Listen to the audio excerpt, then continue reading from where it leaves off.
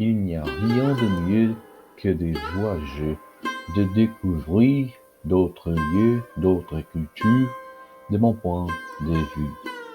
Je connais des gens qui ont voyagé à l'étranger et qui n'ont même pas pensé à visiter certains des sites touristiques de la ville dans laquelle ils se trouvaient.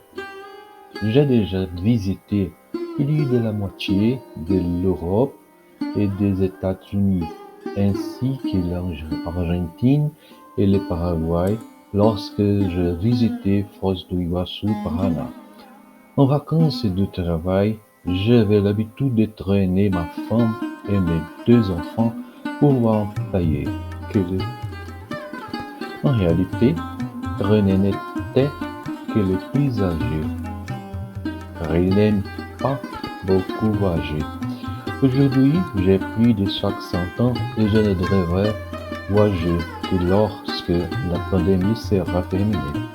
Bien sûr, ce ne sera que nous deux, ma femme et moi, car les deux enfants ont grandi et il est difficile de les traîner attachés ensemble. Calme, je plaisante.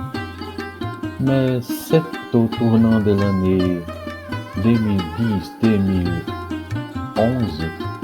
que quelque chose d'inattendu s'est produit. À cette époque, nous devions voyager en Grèce, puis en Italie.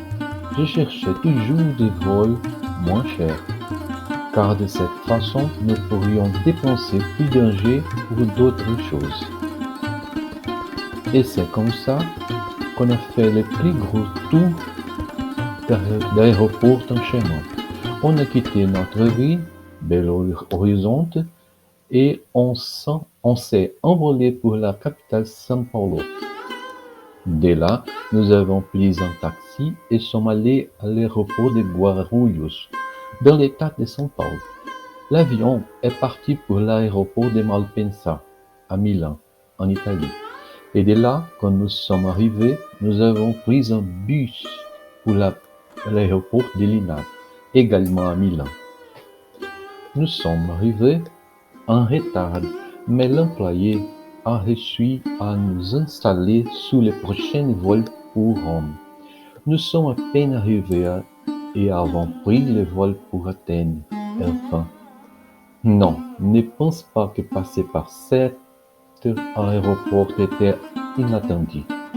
C'est que nous attendions déjà. C'est sur quoi nous ne comptions pas était encore à venir. Après le petit déjeuner à l'hôtel et déjà dans une voiture de location, nous sommes allés nous promener dans la Morée, qui est la région de la Grèce appelée ainsi parce qu'elle ressemble à une feuille de mûrier. Nous connaissons de nombreuses villes, Corinthe, Épidore, Nopli, entre autres. Mais c'est quand nous étions de retour à Athènes, près du cap Sunius, l'inattendu s'est produit. Je dois d'abord vous dire que j'ai une manie plutôt bizarre. Partout où je voyageais, j'avais l'habitude de collecter de la terre et de l'eau sur place et de mettre le tout dans une petite bouteille et laissant de l'espace pour y stocker l'air local et de la sceller avec une étiquette terre, eau et air en bouteille depuis année de voyage avec le nom de lieu. Et c'est en faisant cela dans les environs du temple de Poséidon que je suis tombé sur quelque chose de très étrange. Un matériau différent, semblable au plastique, brûlait sur une grosse rocher. Je n'arrivais pas à le sortir, même en tirant très fort. Avec un petit bâton, j'ai commencé à creuser et après un long montant, j'ai réussi à le retirer. Cela ressemblait à un petit livre écrit à la main, mais avec des symboles que je ne connaissais pas. même si j'étudiais différents alphabets. Les matériaux du livret m'étaient également inconnus et en semblent être une sorte de plastique. Mais quel type de plastique lui permettrait de recevoir de la peinture et de ne pas se décolorer avec le temps? Pour la peinture a-t-elle été utilisée quelque chose de spécial? Certaines personnes me regardaient de loin. Alors, j'ai décidé de partir en emportant un petit reliquat. Arrivé à l'hôtel, je suis allé prendre une douche pendant que mes enfants enquêtaient curieusement sur le petit artefact. Quand je suis sorti de la douche, les deux sont venus me dire avec empressement qu'une des pages était détachée de petits livres que j'ai immédiatement été vérifié. C'était une feuille de même matériau, mais elle ne semblait pas faire partie de l'ensemble.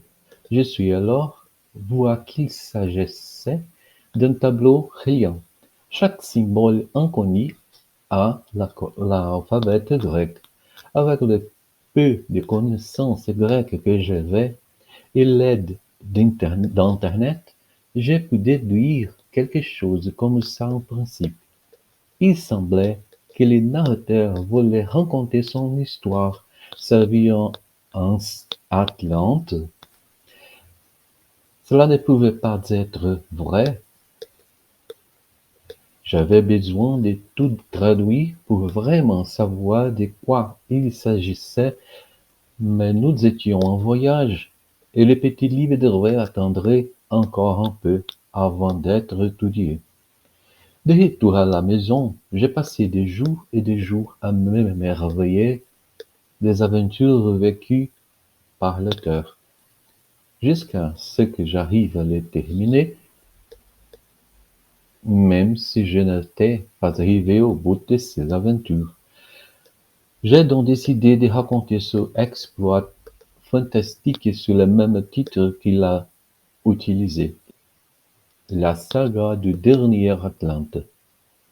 Pour cette raison, j'ai choisi d'appeler ce chapitre moins 1, car le chapitre suivant, chapitre 0, est de l'auteur Atlante. Mais l'histoire commence effectivement au chapitre 1. C'est de la folie ce que vous allez voir.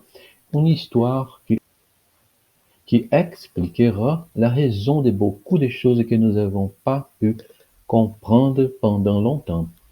Tout aura un sens à partir de maintenant.